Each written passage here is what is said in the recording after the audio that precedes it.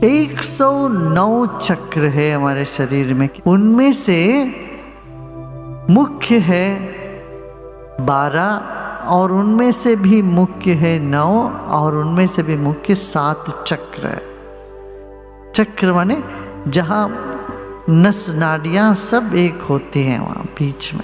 तो हमारे शरीर में कई चक्र है। एक मूलाधार चक्र जहाँ रीढ़ की हड्डी शुरू होती, गुद प्रदेश है, गुद प्रदेश के पास है वो मूलाधार। उससे ऊपर है जननेंद्रिय के पीछे वो स्वादिष्टान चक्र। और तीसरा है नाभि पे है, नाभि में जो है वो मणिपुर चक्र कहते हैं। फिर हृदय में है एक चक्र अनाहत चक्र। फिर गले में है, इस चक्र को कहते हैं विशुद्धि चक्र। और दोनों भुवों के बीच में है आज्ञा चक्र। ये सब डक्टलेस ग्लैंड्स कहते हैं। एंडोक्राइन सिस्टम में इन सब का वर्णन है। अंग्रेजी जो सिस्टम है मेडिसिन का, उसमें उन्होंने भी इन चीज़ों को माना। एंडोक्राइन सिस्टम, हमारे पूर्वज इतने हजारों साल पहले इस बात को जानते थे। अच्छा, फिर जो पिट्यूटरी ग्लैंड, पीनियल ग्लैंड कहते हैं आज्ञा चक्र। फिर सहस्रार, हाइपोथैलेमस कहते हैं। जब चक्र पर ध्यान देते हो पहले तो कुछ नहीं अनुभव होता, सिर्फ ब्लैंकनेस आती है, खालीपन। फिर थोड़ा समय के बाद वहाँ स्पंदन होने लगता है, तरंग का अनुभव होता है। फिर तरंगों के अनुभव के पश्चात प्रकाश अनुभव में आता है। तो 3 स्टेजेस हैं, एक ही साथ नहीं होगा। पहले तो कुछ नहीं, खालीपन होता। हाँ? फिर यदि आप लोग ध्यान कर रहे हो, सहज समाधि कर रहे हो, बहुत दिन से ध्यान कर रहे हो, आपको महसूस होता होगा जब ध्यान में बैठते कुछ वाइब्रेशंस, तरंगों का अनुभव आता है। कितने लोगों को तरंगों का अनुभव होता है? हाथ उठाइए। फिर तरंग बदल करके फिर ज्योति रूप होता है। घर में कोई सो रहे हो तो उनके सिर के ऊपर 12 अंगुल के बीच में ऐसे हाथ करो, उनका नाम लो या सिर्फ हाथ करो तो वो जग जाएंगे। उनको छूने की जरूरत नहीं। हमारा सूक्ष्म शरीर 12 अंगुल पर खत्म होता है। मन इतना बड़ा है, इसको वैज्ञानिकों ने कैरिलियन फोटोग्राफी वगैरह लेके तुम्हारे आभा मंडल का चित्र भी निकालते हैं अभी। और तुम ध्यान करते हो, सुदर्शन क्रिया करने के बाद आभा मंडल का चित्र लो और पहले लो, बहुत बड़ा फर्क होता है। हमारा सूक्ष्म शरीर स्थूल शरीर से बड़ा है। जब सूक्ष्म शरीर सिकुड़ता है तब हमको अच्छा नहीं लगता। भाई, जब भी आपको अच्छा लगा, खुशी महसूस हुई, उसके साथ क्या अनुभव हुआ? ऐसा लगा कुछ फैलता हुआ अनुभव में आया। जब दुख होता तो क्या अनुभव करते हैं? जैसे कुछ सिकुड़ गया हो, जैसे कोई चीज सिकुड़ता हुआ अनुभव करते हैं। ये जो चीज है जो सिकुड़ता है और फैलता है, यही हमारा मन है, यही हमारी चेतना है। तो ना समझ लो, आत्महत्या करते हैं। पता क्या हो रहा उनके साथ? उनका मन सिकुड़ गया, अब शरीर रहने के लिए अच्छा नहीं लगा। अरे भाई कुछ नहीं, थोड़ा सा फूंक मारो, प्राणायाम करो, भस्त्रिका करो, देखो तुम्हारे सूक्ष्म शरीर वापस यथास्थिति हो जाएगा। इस विज्ञान को नहीं जानते हुए हम कितने लोग आत्महत्या कर रहे हैं।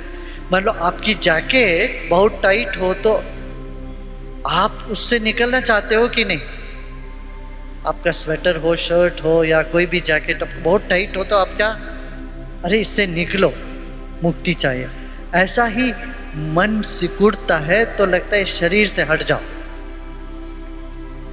इसीलिए आत्महत्या करते हैं। जैसे ये लोग प्राणायाम करेंगे, ध्यान करेंगे, क्रिया करेंगे, क्या होता है? सूक्ष्म शरीर फिर मजबूत होने लगता है, अपना नॉर्मल स्टेट पे आ जाता है, फिर कोई आत्महत्या नहीं करता। तो शरीर में एक द्वादशांत बोलते 12 अंगुल के ऊपर इधर एक चक्र है, सिर के ऊपर भी एक चक्र है, वहाँ आपका सूक्ष्म शरीर का अंत होता है। मगर आप साधना के जरिए इसको बढ़ाओगे तो आपका सूक्ष्म शरीर, कारण शरीर बहुत बड़ा हो रहा है। वही ईश्वर साक्षात्कार है, जब स्थूल शरीर से सूक्ष्म शरीर, सूक्ष्म शरीर से अपना कारण शरीर, जिसका व्याप्ति सब जगह है। कैसा? जैसे टेलीविजन का जो तरंग है, वो तरंग सिर्फ आपके घर में कमरे में है कि सब जगह है? वो तरंग सब जगह व्याप्त है। ऐसे हमारे भीतर जो चेतना है वो स्थूल रूप में शरीर बना, सूक्ष्म रूप में मन बना और कारण रूप से तरंग के रूप में सब जगह व्याप्त हुआ है। इसलिए इस देश में मंत्र को बहुत महत्व दिया है। एक ओंकार सतनाम करता पुरख, एक ओंकार ही सतनाम सच्चा नाम है। वही अस्तित्व में इस आवाज को तुम सुन सकते हो, एक ओंकार। दुनिया के कण कण में ओंकार है। दुनिया ही नहीं, पूरे विश्व ब्रह्मांड के कण कण में ओंकार है। अब शंकर कहते हैं प्रणवादि समुच्चार्या,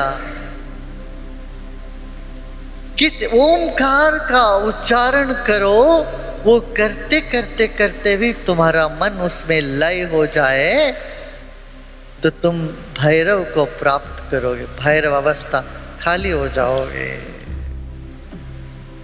तो ओंकार का ध्वनि, ओंकार करने से पहले और बाद में भी तुम उस चैतन्य सत्ता में विलीन होते हो या जागृत होते हो। अनहते पात्र करणे अभग्न शब्दे सरिद्रते शब्द ब्रह्मणि निष्णाता परम ब्रह्माधिगच्छति। अनहद नाद को सुन लो अपने भीतर, या अभग्न शब्द, जैसे एयर कंडीशन की आवाज आ रही है,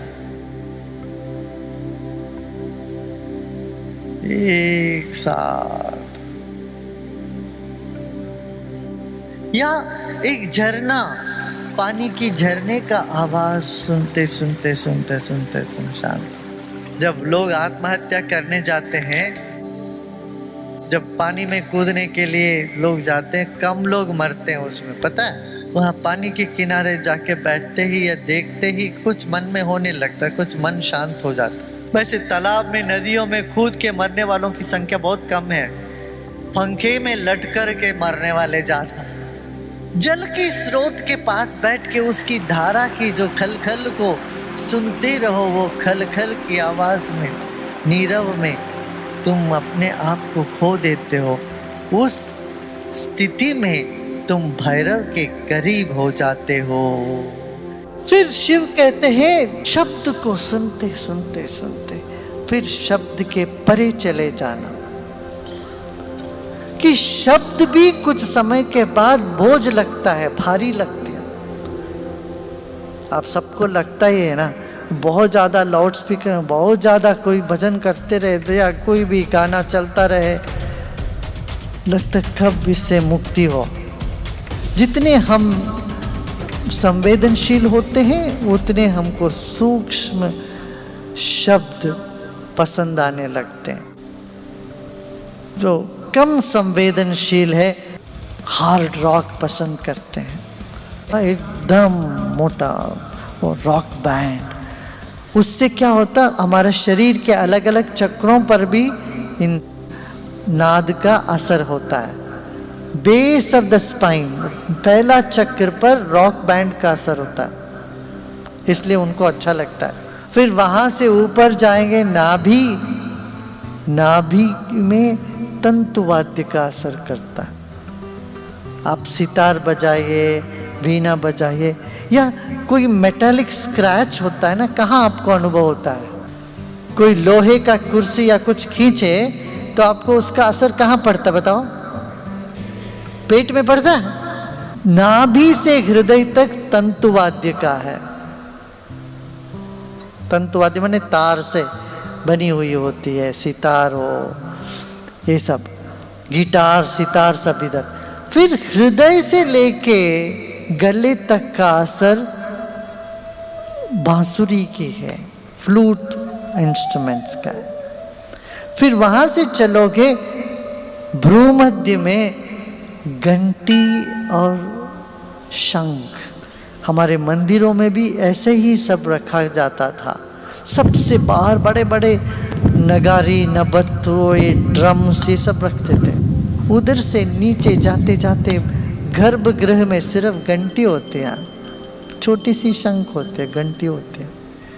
अब बच्चों को सुलाना हो तो रॉक म्यूजिक लगाओ, कोई बच्चा नहीं सो पाएगा दुनिया भर के। उनके लिए क्या कहते हैं, जिंगल बेल, जिंगल बेल, छोटी सी घंटी, छोटी सी आवाज हो, तरंग हो, जल तरंग, पियानो, इस तरह की इन चीजों से बच्चे सो जाते हैं, शांत हो जाते हैं। बच्चा बोलने से पहले गाता है, पहले गाए आप बोले, गाते हैं। हर व्यक्ति जीवन में गाते हैं, चाहे शवर के नीचे भी गा ले। संगीत भी एक माध्यम है। यहाँ शिव कह रहे और संगीत के माध्यम से भी तुम मुझ चैतन्य सत्ता में आ सकते हो। ये बहुत सुंदर बात है।